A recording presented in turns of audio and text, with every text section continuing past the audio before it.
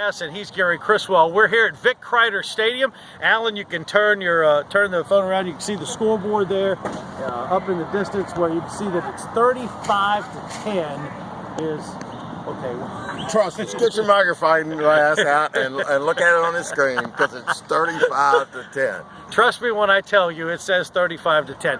But Gary, an impressive performance by the Springers in all phases. And it was a game that had highs and lows for both teams, and fortunately for the local guys, the highs were very early, and they built that early 14-3 lead, and they really they only added to it after that. So it was a solid victory. A solid victory in a lot of ways.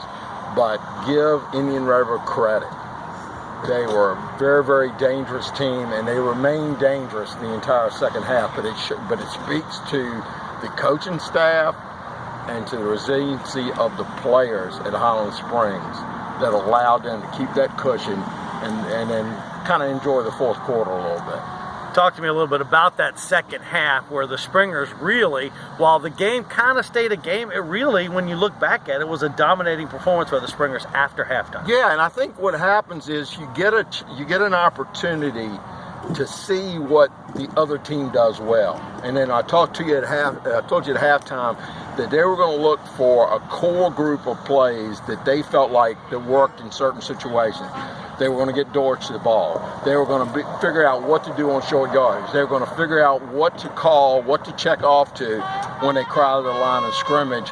And they decidedly tried to throw the kitchen sink at them a couple of times at early down. So they had all those little key adjustments that they made on the offensive side of the ball. But the real key was they made some changes on defense, and it made it tough on Indian River. But the biggest thing was time of possession. They took over time of possession because there was not indecisions, there were not opportunities down in distance that allowed the athletic Indian River defense to assert what they have some considerable talent, and they've been really, really good down in the 757, but they were a little bit too far west for that kind of stuff to work. We joke about Dortch the Torch all the time, and there's a lot of stars. Oh, he's no joke. But Dortch is the truth. He is the truth, and he's inspirational player. He's a team player. You don't see his body language change when he's not getting the ball, and I wasn't the only one, I'm sure, that wasn't saying, why isn't Ford getting the ball a little bit more? It's not that easy, especially against a defense like Indian River. But Coach Johnson made the adjustment, and when they needed a third down play, let's take this hit. 25-point win. 3rd and 5, driving down. Hitch and go. Touchdown. 4th and 1. Throw a quick screen out there. He gets a good block. Touchdown. See ya. Change the game. Yep, and the kickoff return, too, answered their first points of the game. Right. So there you have it. So a lot of heroes, Wallace, Anderson, Carter, the guys on defense, but Dortch is the difference maker for this Highland Springs team. Okay, they're playing for the state championship against Stonebridge. We've had Thomas Dale up there, we've had Hermitage, we've had Bird 3 years in a row, and now Highland Springs. The 804 is getting it done in high school football. They really are, and I'm looking forward to calling a game where the other team is playing an offense that I don't know anything about.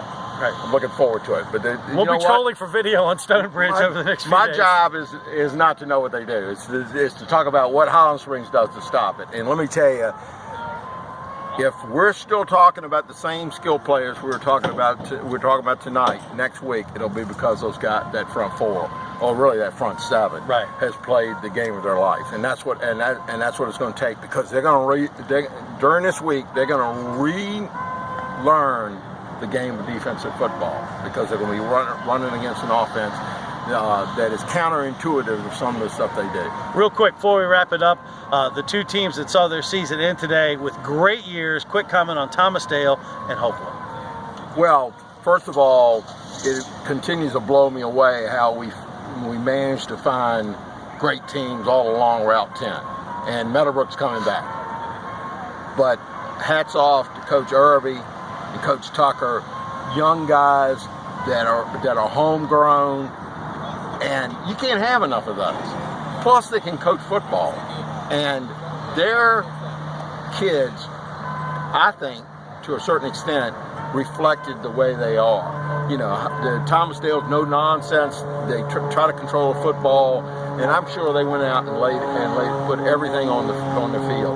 Hopewell's more wide open. A lot of things, you know, make a lot of things happen. Today they had a lot of things happen to them early. They managed to come back, but both those programs are to be congratulated because, again, your chances to play in December don't happen every year. We'll be there next Saturday. Scott Stadium in Charlottesville, 11:30 airtime on Fox Sports 910. We'll also be on foxsportsrichmond.com and the iHeartRadio app. Alan Fisher, Gary Hess, Gary Criswell will bring you Highland Springs' attempt to go for the state championship against Stonebridge next Saturday. Have a good one.